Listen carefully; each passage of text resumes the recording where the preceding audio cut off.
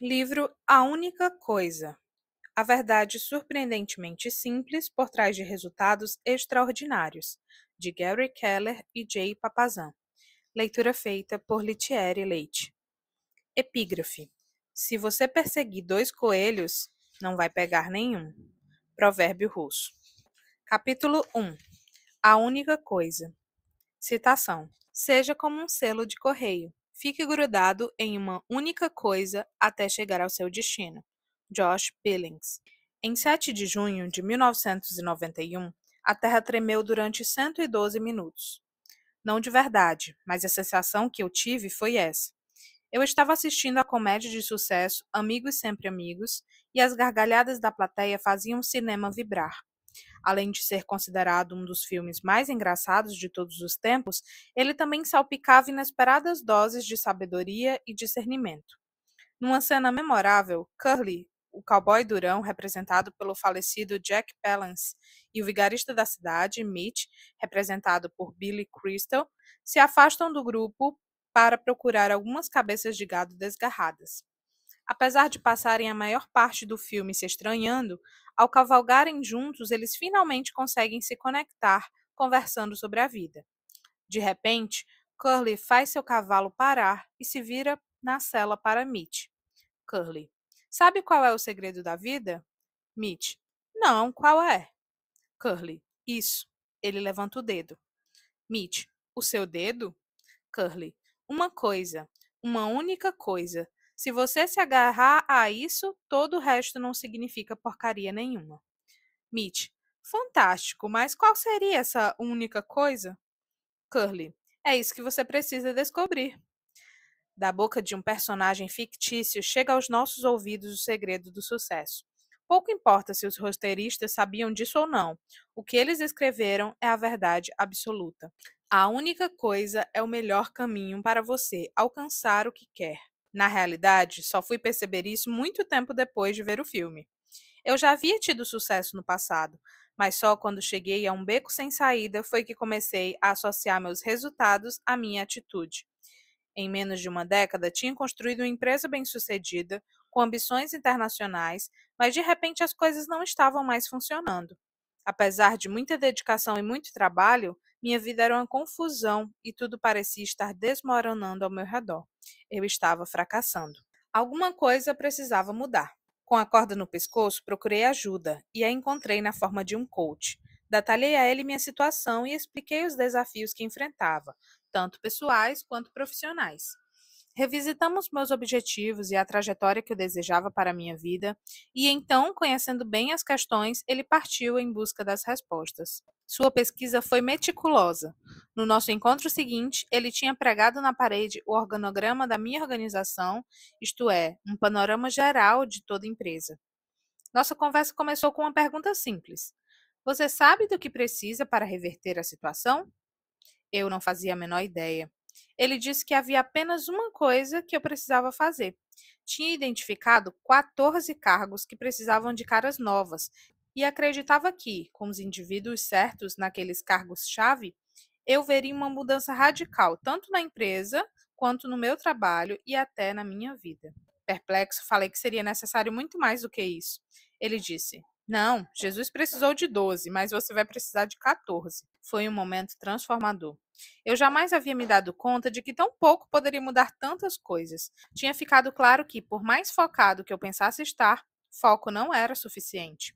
Encontrar 14 pessoas era, sem dúvida, a coisa mais importante que eu poderia fazer.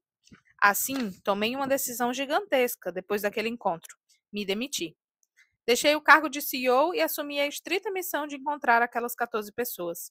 Dessa vez, a terra tremeu de verdade. 3 anos depois, tínhamos entrado em um período de crescimento sustentado que durou quase uma década, a uma média anual de 40%. Deixamos de ser uma empresa regional para nos tornarmos um competidor internacional.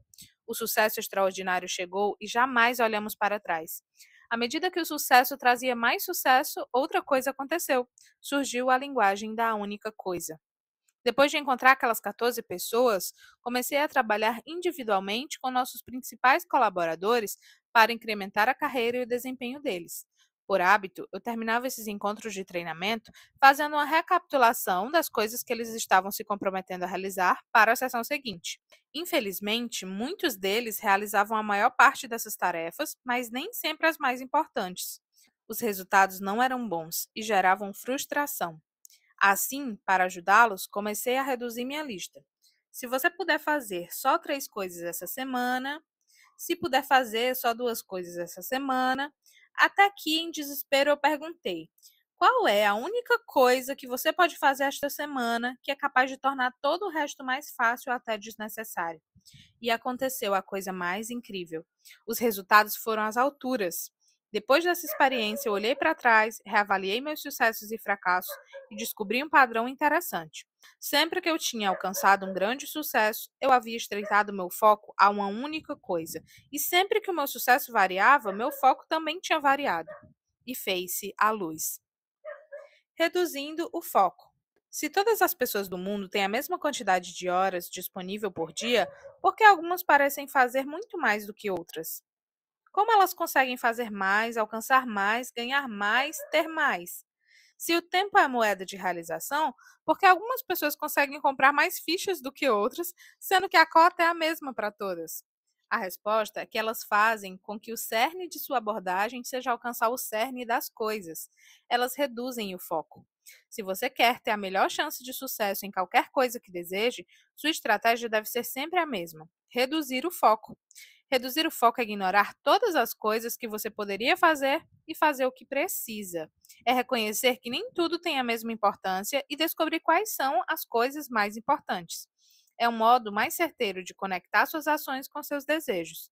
É perceber que os resultados extraordinários são determinados diretamente por até que ponto você consegue estreitar seu foco. O segredo para obter o máximo do seu trabalho e da sua vida é reduzir o foco o máximo possível. A maioria das pessoas pensa exatamente o contrário. Elas acham que o sucesso consome tempo e é complicado. Acabam ficando com a agenda e a lista de tarefas sobrecarregadas.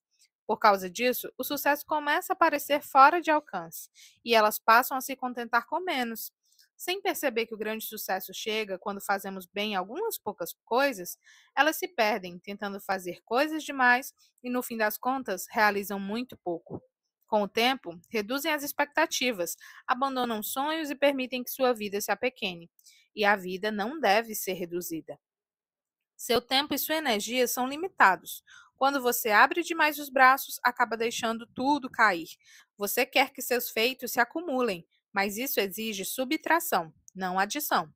É preciso fazer menos para gerar mais efeito, em vez de fazer mais e ter efeitos colaterais. O problema de tentar fazer coisas demais é que, mesmo que isso funcione, acrescentar coisas ao seu trabalho e sua vida, sem cortar nada, tem um monte de consequências negativas. Prazos perdidos, resultados frustrantes, muito estresse, horas extras, sono atrasado, alimentação ruim, falta de exercícios e a perda de momentos com a família e os amigos. Tudo isso em nome de algo que é mais fácil de alcançar do que você imagina. Reduzir o foco é uma estratégia simples para atingir resultados extraordinários e funciona. Funciona o tempo todo, em qualquer lugar e com qualquer coisa. Por quê? Porque tem apenas um propósito: levar você direto ao ponto. Quando você reduz o foco o máximo possível, olha para apenas uma coisa, e esse é o ponto.